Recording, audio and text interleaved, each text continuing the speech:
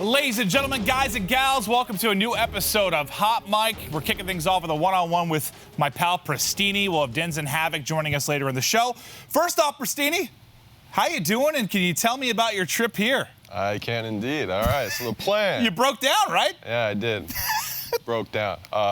So Tyler Beasy, we had plans. He'd come on the way. He's driving, so he'd pick me up on the way since I'm on the way. Okay. And we get to going.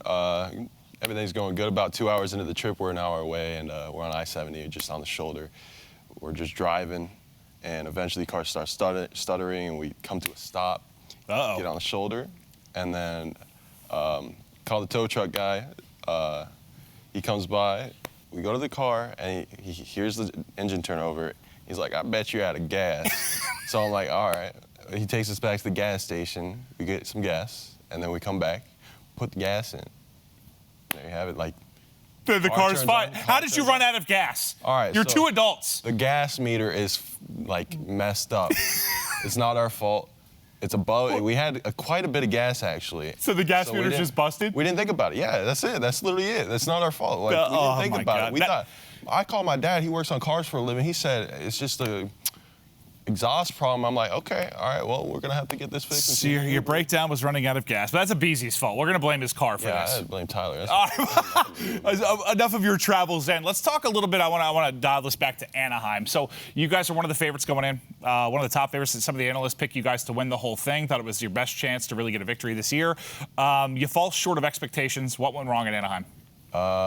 Anaheim, I think our S&D was just lackluster. I feel like being the best S&D team at times can be too much. Everybody studies your gameplay. Makes sense. On how to play S&D and stuff like that. So they knew exactly what we did, where we went most rounds and stuff like that. And we only played we played Arsenal quite a bit, and I think it screwed us because we got smoked on it every time we played it. I think we played it 3 or 4 times, and we lost like 2-6 every time. And so we gotta expand our map pool in S&D a little bit more and just play other maps. Well, I think it was Krim, and he might have said this a couple of years ago, but he said something to me about like it's almost better to be losing searches leading into an event because then people don't study your plays so much. You can start 100%. To click at the event and get rolling. So, what are you guys going to do to improve the search beyond maybe just the map pool? I think we're going to try and change up the play style. I'm done taking bombs, so I can be more aggressive because I'm one of the more aggressive players. I usually end up with the most engagements on the team still somehow. So even with an AR, after the switch, I'm still that guy flying. Okay. So I think I'm going to be more of a playmaker with Tyler while Chris sits back, does his thing with the sniper, and Alec plants bombs. He just asked for the bomb, so I was like, okay. You want to take it, so. Yeah. All right. Well, I'm curious to see if that ends up fixing some of the issues. So you guys didn't make any roster changes. Obviously, it was the big roster mini period. It was the final one before champs and everything comes around in Miami. No changes for E United. What about this team works? I think from the beginning we should have done this switch. I think Clay's one of the slower players in the game. So when he had a Maddox, it's more of an aggressive gun, and he was just playing too slow with it, and I didn't really have a duo there with me. At most times I was more like, but now that we switched him and Alec, I think we've seemed a lot more comfortable in our roles. Clay he's the ultra baiter now, like ultra baiter, but he's really good with the ICR. He plays really well with it. Feels like that's his natural role kind of over the years, right? Yeah, all of us are getting smoked, and this guy's positive 10 somehow. And we're getting smoked by 100 points or something like that, and he's like 20 and 10. Yeah. I look at the scoreboard, I'm mind blown. I don't know what he's doing on the map, but he seems comfortable. That's the role of the ICR, yeah. Yeah, it is. So I don't mind it. I'll fly in for him anytime. What's it like for you now to be in a role where it's you and your brother running the same position, like communication-wise? How's that been? I've been playing the best COD I've played since Black Ops 3. I feel much more comfortable on the map. There's just times where it's like we have numbers and it's Clay and me, and like it's a 2v1, and he's sitting there pre-aiming and doing nothing, and I fly in, die, and then we don't get the trade, and they have numbers on us. So it's just times like that we need to fix, but other than that, we play really well. And me and Alec on the map, we are 2v4 and people on the map because we're baiting and switching, and it's just crazy. It's crazy the stuff we do so far. So hopefully we keep it up on land. And I just wonder if there's like just an inherent chemistry there, and even less communication kind of neat. Because I remember like one of the famous twin duos, obviously of all time, the Ogres. Like they didn't need to talk as much. Like they just feel like they're on the same page at times. So I'm excited to see how it plays out. Yeah, no, this one time we 2v4 someone in a scrim. It was just me and him, and we didn't communicate once. Literally baited, switched perfectly. It was crazy. I was like, wow. Well, this works out. All right, well, I'm excited to see that. But all right, so you guys didn't make any changes, but obviously there were a lot of changes throughout the Pro League. Has this affected your game plan going forward? Maybe not crossplay as much, but when you look forward to Miami Champs, the changes to Luminosity, changes to Splice, has it changed anything for you guys, or just doing your thing? No. I don't care about any other rosters. I'm focused on ourselves. Figured that'd be the answer. Yeah, I mean, when you're playing at this level, you gotta expect every team to, you gotta bring your A game every time. So, I mean, I'm never worried about anyone else's roster. LG looks really good. I personally am not a fan of picking up players that know how to kill, because, you have to have people that do the dirty work, but John and Syke seem to be doing that pretty well, and people don't give them enough credit for it. So they're playing pretty well for how many Slayers they have. They've looked to be the scariest team out of the team change for 100%. sure, so far, I agree. at least. Yeah, like that Splice one, I didn't think it would be too much of a good idea. Wasn't a series. Yeah, it didn't. It doesn't seem to be paying off right now, but I feel like they'll get it together. Okay. Like, when you have a player like you eventually get it. All right. Well, I appreciate it. I'm glad you got here despite your car breakdown. But that's going to do at least for the one-on-one with Prestinni. Guys, we're going to a quick break. Coming back on the show, then we'll have Denz and Havok joining us. Welcome back. The rest of the cast has joined us. Denz, Havok, welcome. First off, how you guys doing? Denz, what's up, man? Just big chilling. I'm glad you came on. How many DMs did I have to send you to convince you to be here? I think about 20. Yeah. No, I was just spamming in all caps at you, like, do the show, Denz, expletive. Yeah. But I got you here. Yeah, you got me here. You're pretty convincing. Well, thank you for coming on the show. I appreciate it. Havok, how you doing, sir? You're doing good, Been here before. Ready to do it again. How Mike do? I appreciate it. Appreciate it. All right, so we're late into the season now. This is probably the most stressful time of the year. We've got more than $2 million in the line coming up with Miami and Champs. I am just curious to you guys, what do you do to decompress, to keep the stress and the anxiety at bay with everything going on? Denz, what do you do? Well, since we live in the team house, it's pretty easy. Yeah. After the scrims, we go to the front balk or the back balk, and we chill, put the music on. We got about 4 different speakers now, just music going everywhere, and we're just all hanging out, really. So it's time with the guys. Well, from what I've seen in your guys' videos, Reciprocity, you guys all seem to get along. It's been pretty great. Yeah, we got the content's pretty integrates us as well and helps us do fun things together. So yeah, it's always nice. Yeah, we'll touch on some of that stuff later. But you guys are always doing ridiculous stuff. Prestinni, what about you? I just eat, sleep, and play COD. That's really. Recently, I've been playing the most COD I've ever played since Black Ops 3, probably. So after scrims, that's literally all I do. I've been streaming a lot more and playing League, that's literally it. I don't really stress about it. Okay. Well, if you can brush it off and just keep on grinding, that works. Havok, you, sir. If I'm ever stressed out about COD, I'd probably just hang out with my girlfriend, or we play basketball sometimes, and then I'll play other games at night if I'm. You dunk on her? Oh yeah. Yeah, I figured. I figured. What are you, 6'3", 6'4"? Yeah, 7'2". Yeah. I used to be able to dunk back in high school and college. Now I would just break both of my legs.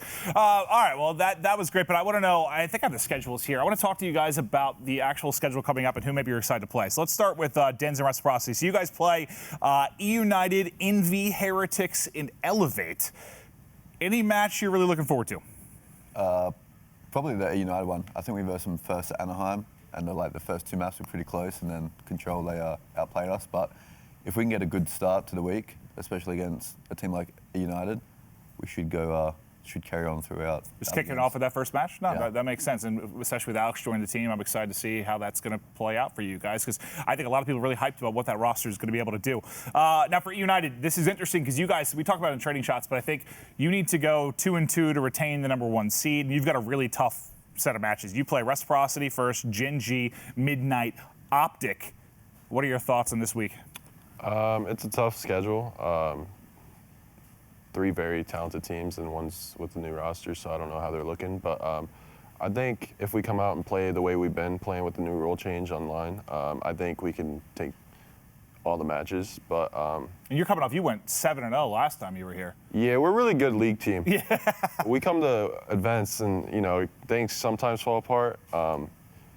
Like we played Gen G and started out hot, and after that it was just downhill from there. But I mean, at league, like we're always like, it's a different setting and there's not like people yelling in your ears, so it's easier to focus and stuff like that and play like. It's a completely different atmosphere. Yeah, so like we're a really good league team, but we just got to get it together for events. Yeah, this is your final prep really before Miami, right? So Yep. it's big. And then for Gen G, for you, Havok, you play Envy, E United, Elevate, and Heretics. Thoughts for you? You know, it's going to be a good week. We want to secure that second seed, try to go 3-1, 4-0. Our goal is 4-0, of course, for the second seed. But I'm really excited to play United, especially with the new SOG buff, because I think they have one of the best SOG duos in the game, and I'm really excited to play against them with Dylan. Yeah, actually, I kind of want to hear about that real quick. I didn't read the end of the show. I probably should have. But for the SOG, I guess we'll start with you. What have been the thoughts on how big of an impact do you think it's going to be? It's not like a huge. It's hard to tell the difference, but I feel like long range gunfights, you get more bullet reg for sure, like 100%. So I think it makes a gap between really good SOG players and like average SOG players. I think there'll be a way bigger gap. I was playing, so I don't play a whole lot of league play, mostly play Blackout, but I got talked into playing league play last night, and I was top window in Arsenal. Guy hopped up from like lower pipes, and he beamed me out of the window with a SOG, and I had an ICR, and I was like, Yep. Yeah, the gun's crazy on the update. It's like I've shot it a couple times and I shoot straight with it now, and like that says something. Like the gun's, it's crazy good. It's crazy cracked. you think it's going to be that big of a difference? Yeah, it's Okay. actually like, you can actually tell the improvement. I didn't think you would be able to, but it's definitely better. What on your team? Has Dylan been frying with it? Is Yeah, he- we got Dylan. Yeah. Best player in the game, pretty much, with the SOG. So You got a Dylan, I got a simp. They're Gotcha, both okay. disgusting, but he's Yeah. enjoyed the He's- update, I imagine. yeah, he's loving it. He's running around. He's popping 4 paces, and I'm just like, all right. Yeah, that I kid's guess I'll crazy. sit in the hill. As you fly around and fry. All right, so I think we're going to transition, talk a little bit about. I got my cards out of order. Here we go. Back to go. All right, Havok, we're going to start with you. All right, so. I'm going to be honest with you guys. I dropped all these on the ground. Thankfully, our producer is nice enough to put like B3, B4. They're in order, and I skipped one. So now we're good. Havok, for you, I want to talk about this Gen G run. So you guys get over the top 6 curse. You're able to get into a grand final. What do you think was different about this event versus some of the past? It was really just clutching up in the early winners rounds, I would say, and then we got to winners finals versus 100 Thieves, and it was a 3-0 them, but we barely lost every map. I think it was like I remember that, 250, real close, yeah. 230, 3-2, 6-5. So I mean, everything just clicked that event. Like the energy was definitely there, but I think the thing that held us back from winning the event was our hard points. I think we went like 4-7 in hard points, and I think like 4 of those were from 100 Thieves. Well, that's So- those are Yeah. tough matchups then Yep. for sure. All right, so I don't know how much you can speak to it, but I want to hear what you can talk about. I think some people were surprised. I mean, I guess the thought of you maybe making a roster change has been discussed, but after you guys get top 2, I don't think many people expected it. Nagafin goes to the bench, Spacely steps back in. Can you talk to me a little bit about that change? I think Spacey stepping back in is really, it's going to help our pacing because he's a faster player than Nagafin. So our hard point should improve and just try to get that 4-0 week. But I think mainly like our control and S&D will probably stay the exact same. But our hard point pacing will get better. And that's really what we need to improve on. Well, because if I remember right, I mean, the change to put Spacely on the bench was because your hard point was bad, but you were dominating in search. Then you bring an Envoy, you improve a lot in hard point, the search falls off. So now you just, I guess, maybe hoping for the best of 2 worlds? Yeah, pretty much. How's it been going in scrims? Scrims have been good.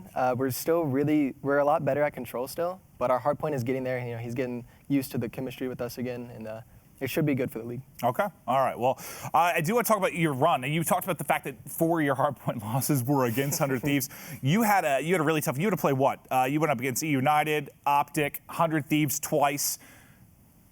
It looks like you can get to the position where you're playing against the top dogs. What is the prep like to make sure you can now get over that final hurdle and win an event? It's mainly just studying other teams, especially with these new rosters. We got to really get a feel for these new teams and feel how they play the game in hardpoint, their pacing and stuff.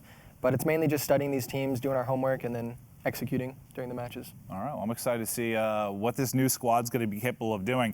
All right, Denz, I want to talk to you, sir. Go for Now it. that I begged you to come on the show, I basically harassed you via DM, but we've gotten you here. You're the only Aussie remaining in the Pro League. Yeah.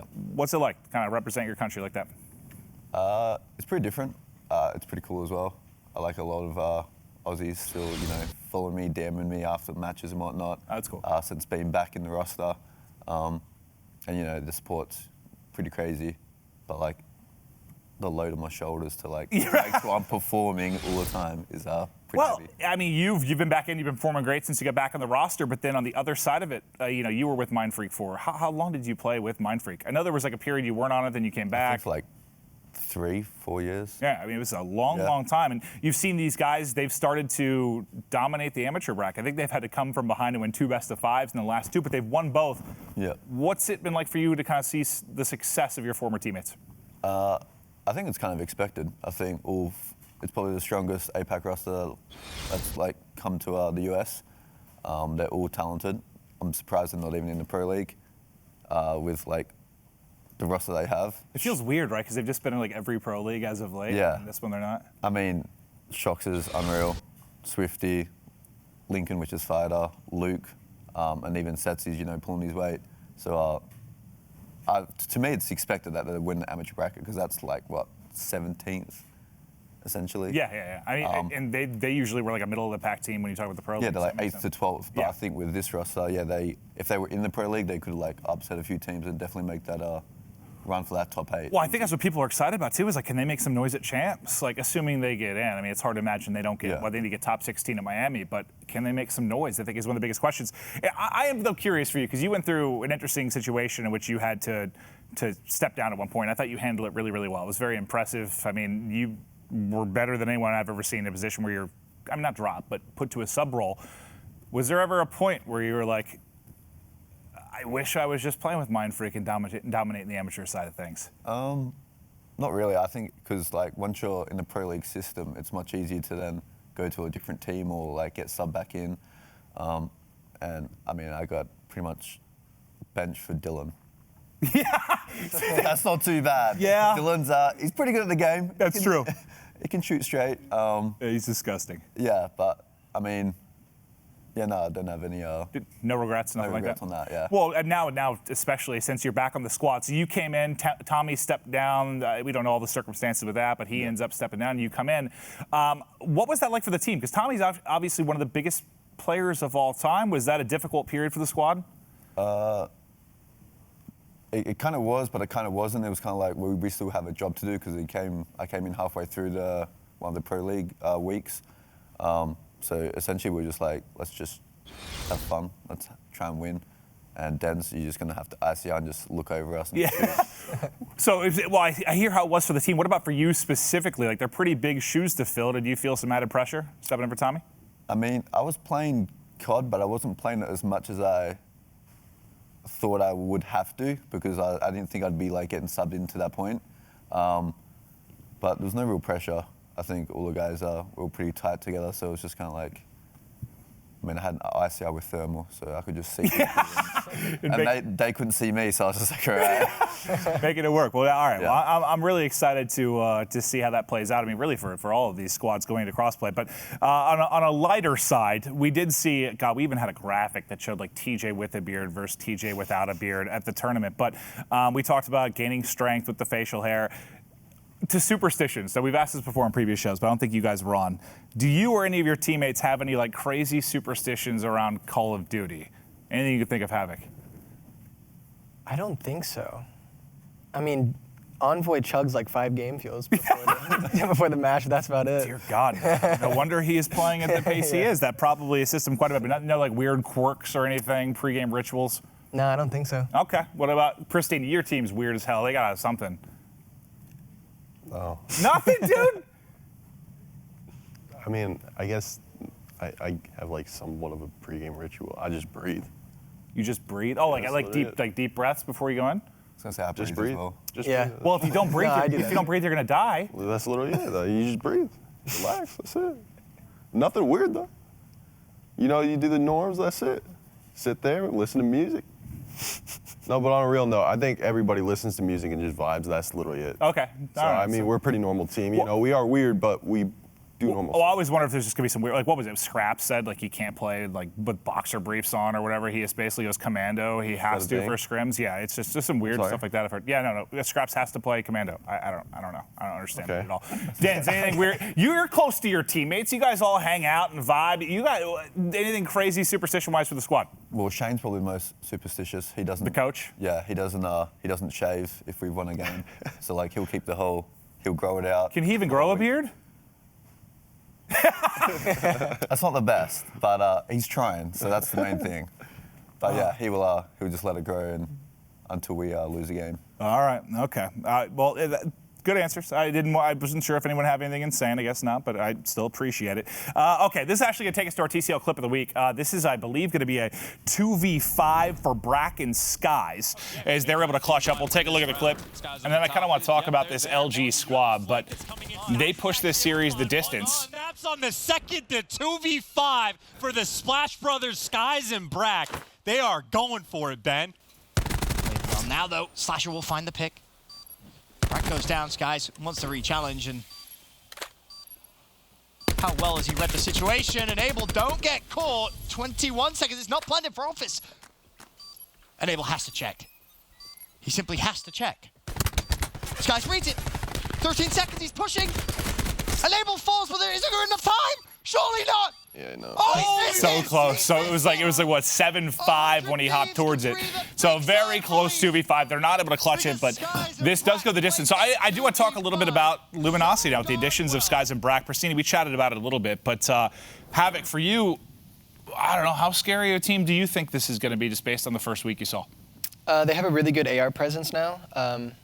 I mean, their SOG duo isn't the best in the game, but they're not bad. So the team is well-rounded, and it just comes down to getting used to their playstyle, I think. Yeah, it feels like shutting Skies and Brack down. It feels like those SOGs, I mean, just need to do their job and don't need to go massive. I mean, with the way, at least, the ability of those ARs, like it seems like they can just fry. And then if John gets back to John that we've known in the past, then it's real scary. It really is. Denz, any thoughts on Luminosity?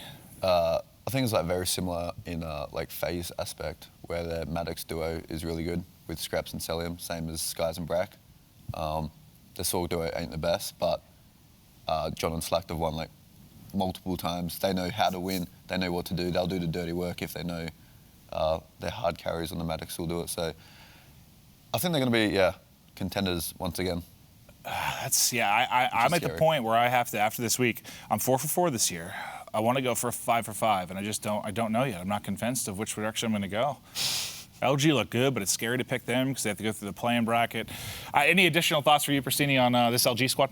I mean, I think what you said about the play-in bracket, I'm pretty sure like they're gonna smoke teams until I saw like some kind of the mock-up, bracket, and they would be playing us if they went through and beat. I think they had to beat Envy and then like E6 or the other team. I forgot who it was, but I'd predict them to come through. That play-in bracket's gonna be ridiculous. I'm excited because single limb, I know like players don't really love single limb usually, but like I love it because like you just know you lose, you're out. I love commentating. It's just so much more pressure. It's more intense, man. I hate that stuff. Like give me a second loss. Like I'll take a second loss. No one and dones. I hate those. I get why like a player can't stand it, but for me, single limb gets me very, very excited. I do real quick. I didn't plan to really talk about this, but Splice, I don't think had the week people expected.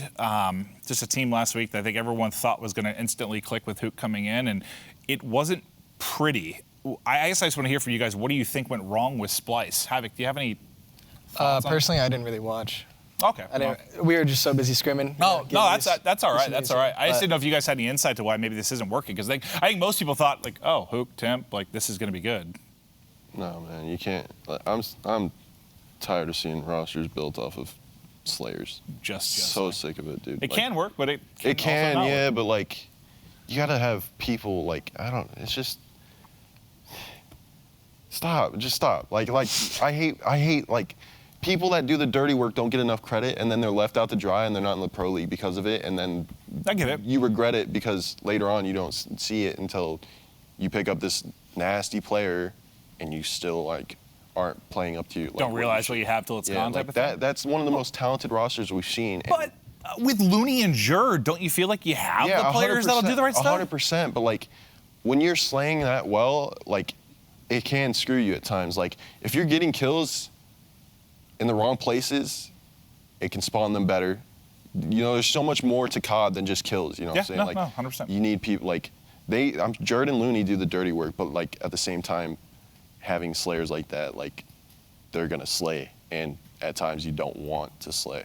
You want to just, like, play the game correctly instead. And well, we'll see if they can get to the point they're playing correctly, because I don't know. It's just like a sacrifice. It's 1 week, but I was startled. I thought they were going to be a lot better than they were. They only had 2 days, so they'll get it together 100%. Like, you have Hugh, Donnie, like, those two alone could carry a team to a win. You would think.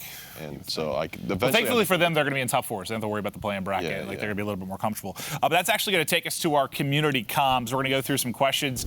Came in from CWL fans, so let's go through them. This is going to be the first tweet. This is from Jared Live 73. How much of an impact have coaches been for y'all's team? Denz, we can start with you. How does Shane help? Shane helps quite a lot. He goes through, does obviously all the team stats, and then usually before each game where we come into the Pro League, we're going over VODs, watching it, and Shane's pointing out obvious things. I think when we had the first 2 days where we had Alex and we were scrimming, it didn't go so well. And then we went straight into the room, put on the big screen TV, and we're watching over mistakes, watching better teams or 100 Thieves, and then going from there. So really, it's like an outside point of view, outside perspective, which is always helpful, because in the heat of the moment, no, you're wrong kind of thing. And then Shane's like, well, I'm in Codcast, so I can see everything. The counselor that kind of brings it all together? Yeah. So I think, very helpful. Okay, and you guys are in similar boats in the sense you also have a former pro player that's coach. Vicento's come in. How's Vicento been as a coach for your guys' side?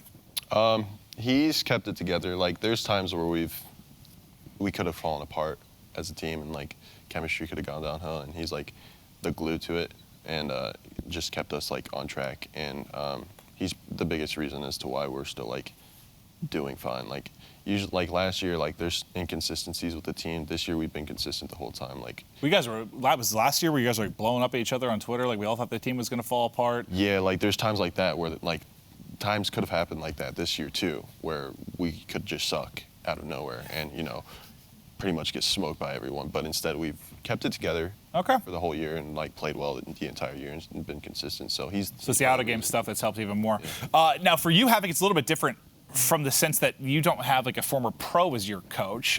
You have Joey Nubsy, who is, I don't even know what to describe him as. He was a COD fan, basically, friend of some of the players, not the coach. But how is it different having someone, I guess, from that side of the spectrum? I don't think it's different too much. I mean, he's a very smart dude. I mean, he memorizes pretty much how teams play, and he memorizes he writes it down, like, their map pools, and, like, he helps us before matches, like, telling us what they do on each map. So he's very smart, and he definitely helps us a lot. He helps us with our vetoes. In terms of him not being a former pro, I don't think it matters too much. I think... I'm just curious if there's much of a difference. He just does his job very well. Oh, good. All right. Well, cool to hear support for him. Next tweet is going to be from RJM714 for Denz. How did it feel to be thrown back to Australia in the bubble ball?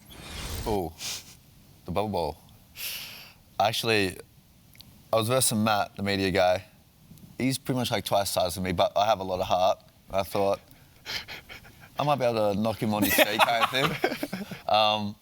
But yeah, he just slammed me back essentially. I landed like on my neck, and that kind of hurt, but I came out alive. It was good fun, so yeah. Yeah, so for those of you that maybe haven't seen it, you can check it out on Team Reciprocity's YouTube. But these guys all dressed up with these giant bubble outfits and played soccer, and it was ludicrous. Your guys' videos are incredible. Yeah. And I appreciate it. I'm sorry that you got smoked, but you must weigh all of 80 pounds. Yeah, no, it was a tough time. All right, and this will be our final tweet, then. This one's going to be for Prestinni. You've kind of talked about anxiety and being in your own head at times throughout the league. This question is from Evolve. He wants to know, what do you do to help with that maybe before matches? Just breathe. I was trolling earlier. I actually do. I went home first time we were here for the 2 weeks, or the second time, the last time. I went home, you know, I looked up on YouTube like a couple videos, hand stretches, because my hands were going through it. I've been doing that too. Yeah, back, posture, and then breathing exercises to get rid of anxiety before matches and stuff like that. So I just looked up a video. You know, literally all you can do is breathe in, take deep breaths, and that's it literally, and like relax. and it actually does help. Like, No, dude, there's not even kidding. Like you like Google help with so many things, and it's like deep breaths. it works. Take deep breaths, decompress. Yep. It helps with all sorts of stuff. But that's going to do it. It's a final question. I appreciate you guys all coming on. Good luck to Gen G. Good luck to E United and also the Reciprocity boys. Excited to see the new rosters, or for you, excited to see if you guys can bounce back from Anaheim. But to those of you at home watching, thank you very much. We've got more cross-play matches for the CWL beginning now.